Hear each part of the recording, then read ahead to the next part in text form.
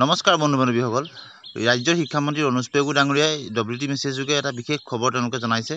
আহকচোন কি জনাইছে চাই লওঁ আমি in view of the heat wave the state is facing now all district commissioners have been instructed to follow the guidelines of last year conveyed via WT message the same is still in force a decision should be depend on the situation of a district অৰ্থাৎ প্ৰবল গৰমৰ কাৰণে যোৱা বছৰ সকলো জিলালৈ এটা WT message পঠিওৱা হৈছিল এইবাৰো সেই ডব্লিউটি মেছেজটো মতে ডিষ্ট্ৰিক্ট কমিশনাৰসকলে সিদ্ধান্ত ল'ব পাৰিব আহকচোন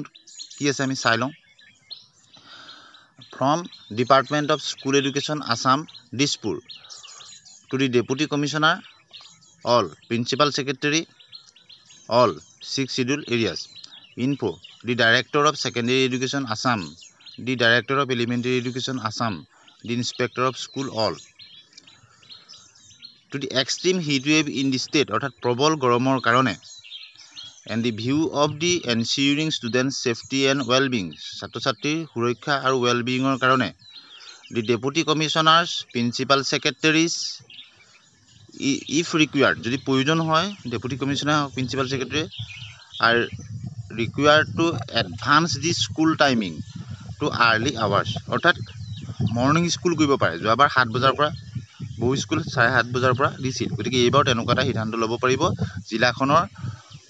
পৰিবেশ পৰিস্থিতি চাই the students are not exposed to অৰ্থাৎ ছাত্ৰ ছাত্ৰী যাতে প্ৰবল গৰমৰ পৰা ৰক্ষা পাবৰ কাৰণে সেইকাৰণে স্কুলবিলাক মৰ্নিং স্কুল কৰা হৈছিল যোৱাবাৰ এইবাৰ তেনেধৰণৰ সিদ্ধান্ত ল'ব পাৰিব চাইন বাই নাৰায়ণ কৰিলে যোৱা বছৰে ডব্লিউটি মেছেজ গতিকে এই বছৰ এই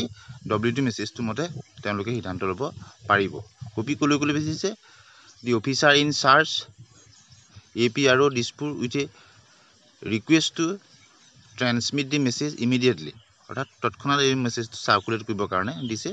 অৰ্থাৎ চমুকৈ ক'বলৈ গ'লে শিক্ষামন্ত্ৰী মহোদয়ে টুইট যোগে জনাইছে যে যোৱাবাৰ প্ৰবল গৰমৰ কাৰণে যি ডব্লিউটি মেছেজ যোগে বাৰ্তা পঠিয়াইছিল এইবাৰ ডিষ্ট্ৰিক্ট কমিশনাৰসকলে তেওঁলোকে জিলাখনৰ পৰিৱেশ পৰিস্থিতি চাই বিদ্যালয়ৰ সময়সীমা আৰু যিটো